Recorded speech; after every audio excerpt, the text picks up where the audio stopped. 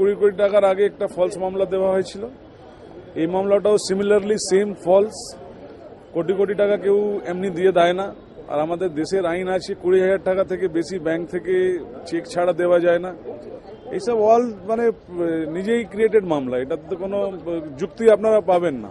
ফার্মারদের সঙ্গে একটা কন্ট্যাক্ট করলেন, যদি উনি চাষিদের সঙ্গে কন্ট্যাক্ট করে থাকেন তাহলে তাতে আসিফ খানের কিছু দেনালেনা আছে, সেটা আমরা শুনে কিংবা বুঝে খুব অবাক হয়ে গেছি। উনি তো যে কমপ্লেনেন্ট আছেন কিংবা ওনার যা ম্যানেজার একটা কমপ্লেন করলেন, তার ভিত্তিতে আমরা দেখলাম কি উনি বলছেন কি ওরা চাষি থেকে একটা কন্ট্যাক্ট করেছেন জমিন কেনার জন্য। তো ওখানে এনার কি রোল ছিল না ছিল এটা তো কোনো ব্যাপারই নেই। জমি পাইয়ে দেবেন বলে চাষির সঙ্গে উনি এগ্রিমেন্ট করলেন কেন? তাহলে তো আসিফ খানের সঙ্গে এগ্রিমেন্ট করতেন। যাদের টাকা দেওয়া হয়েছে সেই লোকটার সম্বন্ধে তো উনি নিজে বলছেন আমি এগ্রিমেন্ট করেছি চাষিদের সঙ্গে, তাহলে আসিফ খান কি করে ইনভলভ হলো সেটা আমি বুঝতে পারছি না।